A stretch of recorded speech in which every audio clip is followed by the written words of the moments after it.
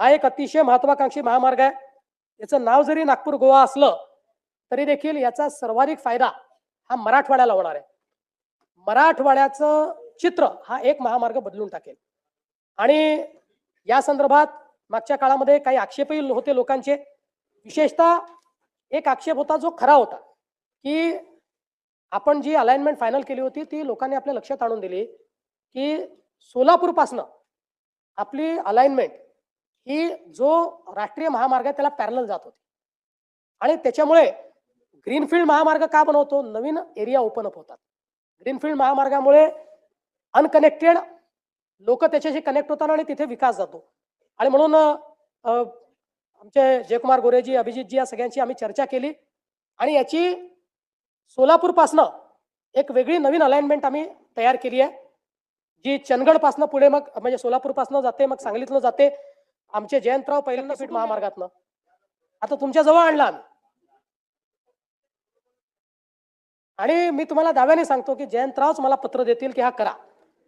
एवढा फायदा त्यांच्या मतदारसंघाला त्याचा होणार आहे. पंढरपूर जवळून आहे, एकदम पंढरपूर जवळून. त्यामुळे आता आधीचं तर आपलं जवळपास जॉईंट मेजरमेंटही झालेलं आहे, त्याचं ऍक्विजिशन आपण चालू करतोय. ही जी नवीन अलाइनमेंट आहे या नवीन अलाइनमेंटचं आता आपण त्या ठिकाणी आणि पलीकडे तर चंदगड वगैरे त्यांनी मोर्चाकडूनच आमच्याकडनं महामार्ग न्या म्हटलं, त्यामुळे तिथे काही अडचण नाहीये. आणि आता सांगतो ज्यांच्याकडनं आम्ही अलाइनमेंट काढली आता तेही लोक आमच्याकडे आलेले आहेत आणि ते म्हणतात आता काढू नका, तुम्ही इथनंच अलाइनमेंट ठेवा. पण त्यांना आम्ही सांगितलं की तुमच्या विरोधामुळे आम्ही काढलेली नाही, हा अधिक फिजिबल आम्हाला मार्ग मिळालेला आहे. आणि गतिशक्ती प्लॅटफॉर्मवर तो मार्ग नेल्यामुळे गतिशक्ती प्लॅटफॉर्मचा काय फायदा आहे बघा की जवळपास सगळी वन जमीन आम्हाला त्यातनं वगळता आली. अगदी थोडीशी वन जमीन आली आहे, त्यामुळे त्याचं परमिशन मिळणं अतिशय सोपं झालेलं आहे. आणि खूप मोठ्या प्रमाणात हा मार्ग आपले सगळे शक्तीपीठ तर कनेक्ट करेलच, पण मी तुम्हाला सांगतो की भाग आहे मराठवाड्याचा आणि पश्चिम महाराष्ट्राचा देखील त्याचं चित्र बदलणारा हा महामार्ग ठरेल. याचं काम हे या 2026 मध्येच सुरू झालं पाहिजे अशा पद्धतीनं आम्ही हा प्रयत्न करतो. आपण बघा या एका महामार्गामुळे आपला जो 18 तासाचा प्रवास आहे तो 8 तासावर येणार आहे. इतक्या मोठ्या प्रमाणात ही कनेक्टिव्हिटी. आणि सगळ्यात महत्वाचं काय, आपला लूप तयार होतोय.